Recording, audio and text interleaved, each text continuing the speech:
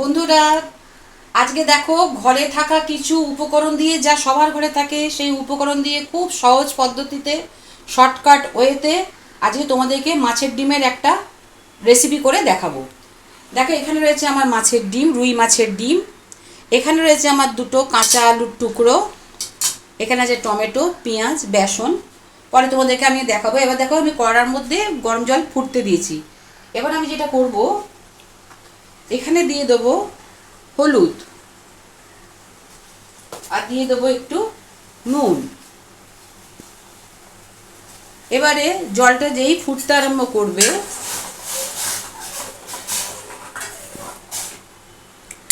এবার দেখো এই দিয়ে দেবো আমি মাছের ডিম, এর মধ্যে দিয়ে দেবো। আচ্ছা, এইটাকে এখন নাড়াচাড়া করব না, যাতে এটা এই পেটের ভেতর থেকে আবার সব কিছু বেরিয়ে যায়, কারণ একটা বেরিয়ে গেলে সমস্ত মাছের ডিমে একাকার হয়ে যাবে। এটাকে একটু ফুটতে দিতে হবে। এবার দেখো যেটা করব, এখানে রয়েছে আমার কিছু দুটো টুকরো কাঁচা আলু। এটাকে আমি গ্রেট করে নেব।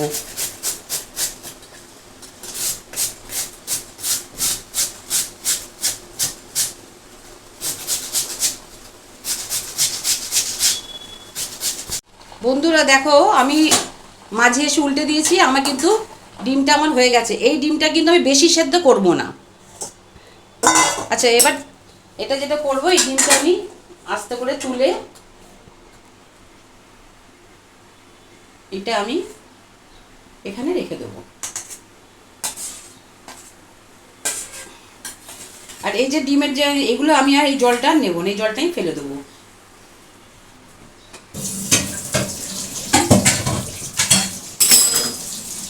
এটা বন্ধুরা আমাকে একটু ঠান্ডা করতে দিতে হবে, তারপর তোমাদেরকে এসে দেখাবো। একটু ভেতরে নরম আছে, তাতে কোনো ক্ষতি নেই। আমি নরমটাই চেয়েছিলাম।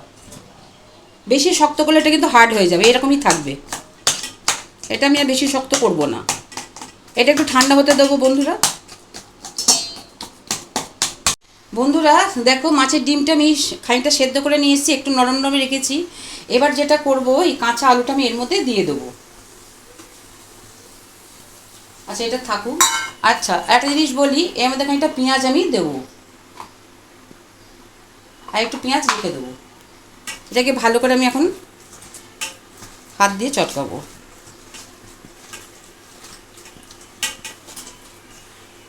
আচ্ছা বন্ধুদেরকে আগে একটা জিনিস বলে দিই, আজকে আমার এই রান্নার মধ্যে একটা জিনিস তোমরা ল্যাক পাবে, সেটা হচ্ছে কাঁচা লঙ্কা। এই মাছের ডিমের মধ্যে কিন্তু অনেকে কাঁচা লঙ্কা মেখে দেয়, কিন্তু আজকে আমার ঘরে নেই, শেষ হয়ে গেছে।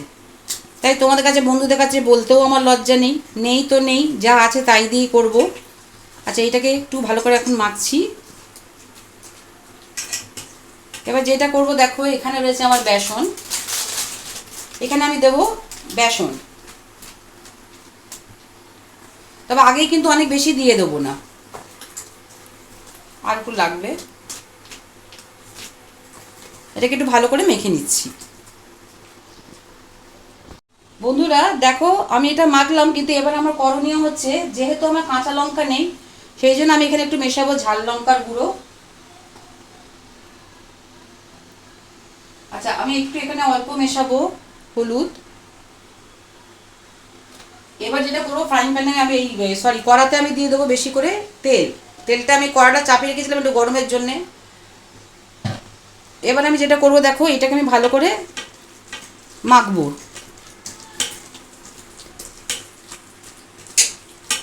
সবসময় যে ঘরোয়া রান্না, যে সবসময় যে সব কিছু বাড়িতে মজুদ থাকবে এমন কোনো মানে নেই। ঘরের কাছে যা আছে সেটা দিয়েই করব, কোনো অসুবিধা নেই। তাতে তোমরা আমার বন্ধু, আশা করি তোমরা কেউ কিছু মনে করবে না। যার যেরকম ঘরে জিনিস থাকে সেই দিয়েই করব। এবার দেখো যেটা আমি করব, এখানে আমি ডিমটা ছাড়বো। এই যে এখানে যেটা আমি আলুটা দিলাম, এর জন্য কী হবে বলো তো, এমনিতে ডিমটা ফ্লপি হবে আর নরম হবে, শক্ত শক্ত ঢিপি ঢিপি হয়ে থাকবে না। এখানে কটা ছেড়ে দিই আগে।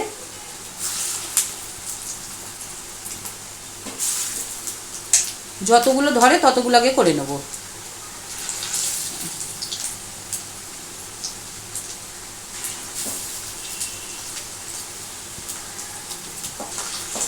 এই কটাই হোক। আশা করি ওই দিকে আর একটা ধরে যাবে। এগুলো আগে ভালো করে ভেজে নেব।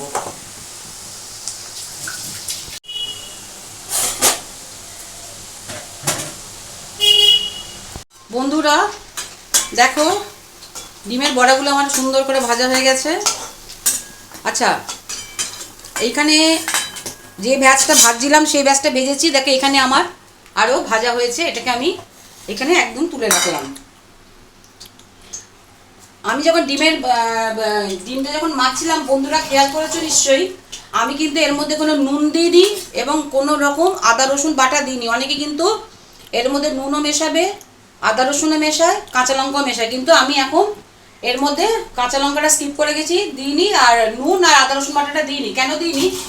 যে আননেসেসারি আমি দেবো না, কারণ আমি ঝোলের মধ্যে নুন দেবো, একটা বিরাট এর মধ্যে কোনো হেরফের হয় না। এবার দেখো যেটা করব, আমি কড়ার মধ্যে তেল রয়েছে, এ দিয়ে দিলাম আমি জিরে ফোড়ন। এবার দিয়ে দেবো আমি এখানে দুটো লবঙ্গ, দুটো লবঙ্গ আর দুটো দারচিনি আর দুটো ছোটো এলাচ, এটা আমি দিয়ে দেবো। এটা একটু আমি ভালো করে নাড়াচাড়া করে নেব। এটা ভাজা পরে একটু অ্যারোমাটা না বেরোলে ভালো লাগবে না।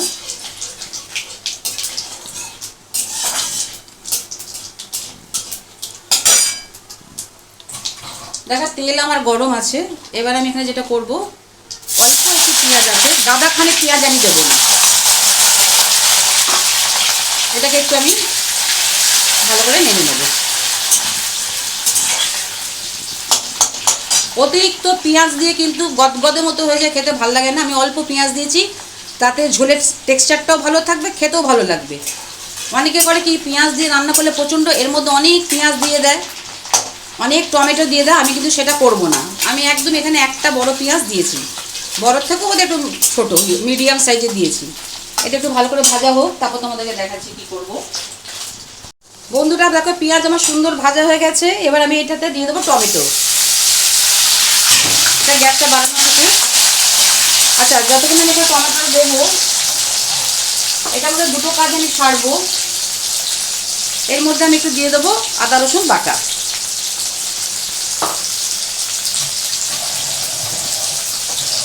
আর দেব একটু টক দই, বেশি না, এই দু চামচেরও কম।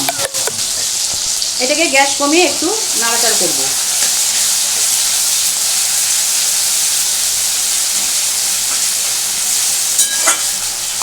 আচ্ছা, এটা একটু ভাজা ভাজা হচ্ছে।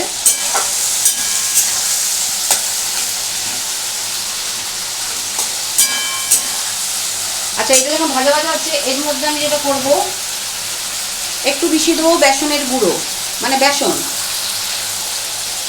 অল্প একটু বেসন দিয়ে ভাজবো।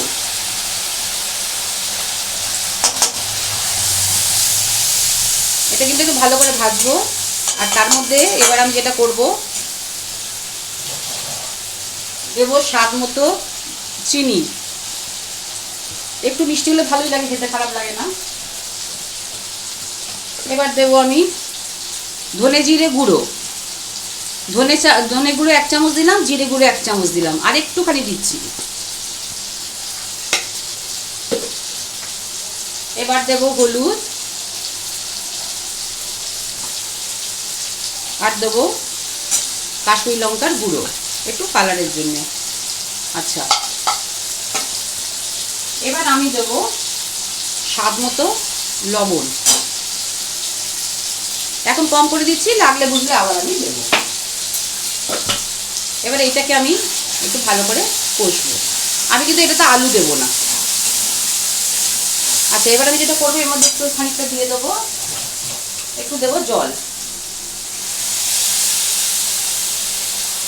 বন্ধুরা দেখো, আমি এটাকে ভালো করে কষিয়ে নিয়েছি, একটু গ্যাসটা বাড়ালাম। দেখো মোটামুটি তেল ছেড়ে, কিন্তু এখান থেকে তেল ছেড়ে বেরিয়ে এসছে। দেখো, অনেকে, আমি কেন বলছি বন্ধুরা, সব কিছু রান্নার মধ্যে একটা ব্যালেন্স, সমতা থাকা দরকার। মানে অনেকে দেখবে রান্না করতে গেলে প্রচুর পরিমাণে ভাবে কোনো কিছু রান্না তো অতিরিক্ত পেঁয়াজ, অতিরিক্ত টমেটো, অতিরিক্ত আদা রসুন বাটা দিলে বোধহয় রান্না খুব ভালো হয়ে যায়, কিন্তু তা কিন্তু নয়। আমি এখানে সামান্য একটু বেসন দিয়েছি, তাতে কিন্তু ঘনত্বটা ঝোলের চলে এসছে। আর পেঁয়াজ কিন্তু একটা ছোট মিডিয়াম সাইজের দিয়েছি, তাতে কিন্তু এনাফ। এবার আমি যেটা করবো দেখো, এবার আমি যে মশলাটা কষা হয়ে গেছে, এবার এখানে যে আমার ডিমগুলো আছে এই ডিমগুলো কিন্তু আমি দিয়ে দেবো। এবার এই ডিম দিয়ে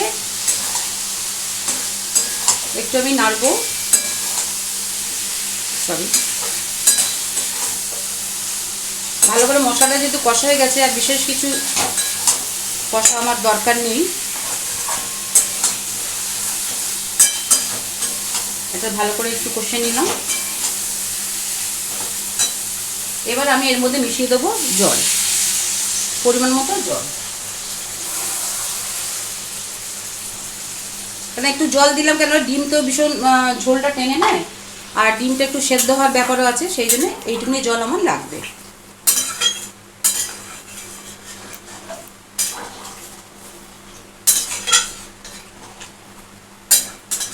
আচ্ছা, এটা যখনই ফুটে উঠবে তখন কিন্তু এটা আমরা মিডিয়াম করে দেবো, একদম সিম করা থাকবে। এখন এরকম অবস্থায় থাকুক, পরে দেখাচ্ছি। বন্ধুরা দেখো, আমি 15 মিনিট বাদে চলে এসেছি। ঝোলের ঘনত্ব দেখো, দেখেছো আমি পেঁয়াজ বেশি দিইনি, কিন্তু সামান্য 1 চামচ বেসন দেওয়াতে আর একটা পেঁয়াজ দিতে একদম যে ঝোলটা আছে একদম পারফেক্ট। এটা তুমি পেঁয়াজ দেখতেও পাবে না, অথচ পেঁয়াজের ফ্লেভারটা পাবে। এবার যেটা করব, এখানে রয়েছে দেখো, আমি একটা ছোট, এটা আমার হাতে তৈরি ঘি, আমি নিজে ঘি বানিয়েছি, ভীষণ ভালো হয়েছে, নিজে করেই বলছি খুব ভালো হয়েছে। এই ঘিটা আমি একটু মিশিয়ে দিলাম। এবার যেটা করব, একটু সামান্য দেব গরম মশলা, এটা এই যে একটু সামান্য দিলাম গরম মশলা। আচ্ছা, এখানে একটা যেটা সিক্রেট জিনিস দিচ্ছি, সেটা হচ্ছে দেখো, এখানে রয়েছে আমার শুকনো লঙ্কা আর ভাজা জিরের গুঁড়ো, এটা সামান্য আমি এর মধ্যে মেশাবো। ব্যাস, এটা আমার করণীয়, যা কিছু ছিল করণীয় শেষ। এবার আমার পুরো মাত্রা এটা কমপ্লিট ঝোল। আলু দিইনি, অনেকে ডিমের ডালনাতে আলু দেয়, কিন্তু আমি দিইনি, আলু বেশি খাওয়া ভালো না বলে দিইনি। এবার দেখো বন্ধুরা, আমি এটা নামাবো, এটা কিন্তু আমার পুরো মাত্রায় কমপ্লিট। বন্ধুরা দেখো, তৈরি হয়ে গেল একদম আমার মাছের ডিমের ডালনাই বলো বা মাছের ডিমের ঝালই বলো, যাই বলো, আমি আমার পদ্ধতিতে করলাম। তোমাদের আজকে এই রেসিপিটা কেমন লাগলো অবশ্যই আমাকে কমেন্ট করে জানাবে, আর ভালো লাগলে পাশে থাকবে। এইটুকুনি বলে আজ আসি, আবার কালকে তোমাদের জন্য নিয়ে চলে আসবো নতুন কোনো রেসিপি।